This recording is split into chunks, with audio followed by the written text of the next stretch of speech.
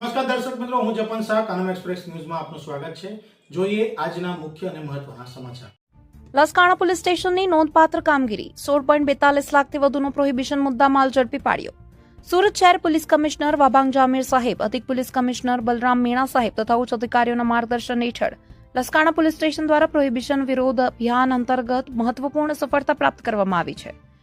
Police inspector એમ બી ઝાલાના માર્ગદર્શન હેઠળ surveillance PSI NR Patel તથા સ્ટાફ પેટ્રોલિંગ દરમિયાન મળેલી ચોક્કસ બાતમીના આધારે Laskana outer ring road Sardar Chowk નજીક ખાકી પજિયા પાસે આવેલ એક ગેરેજમાં દરોડો પાડવામાં આવ્યો હતો।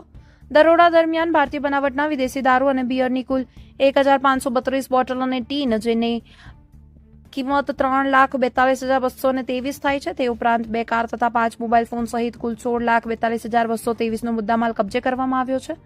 આ મામલે ગુજરાત નશાબંધી અધિનિયમ 1949 તથા ગુજરાત નશાબંધી અધિનિયમ 2017ની વિવિધ કલમો હેઠળ ગુનો નોંધી 3 આરોપીઓની ધરપકડ કરવામાં આવી છે, જ્યારે 2 આરોપીઓને વોન્ટેડ જાહેર કરી તેમની શોધખોળ હાથ ધરવામાં આવી છે।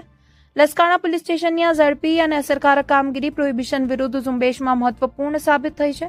ઉચ્ચ અધિકારીઓએ કામગીરીમાં જોડાયેલા પોલીસ અધિકારીઓ અને કર્મચારીઓને અભિનંદન પાઠવ્યા છે। રિપોર્ટર સાગર સોલંકી, સુરત। લસકાણા પોલીસ સ્ટેશન વિસ્તારમાં રિંગ રોડ પર આવેલા એક ગોડાઉનની અંદર પ્રોહી અંગે બાતમી મળતા ત્યાં રેડ કરતા ત્યાં ટોટલ 1532 નાની મોટી બોટલો મળી આવેલી છે, જેની કિંમત 3,42,000 છે।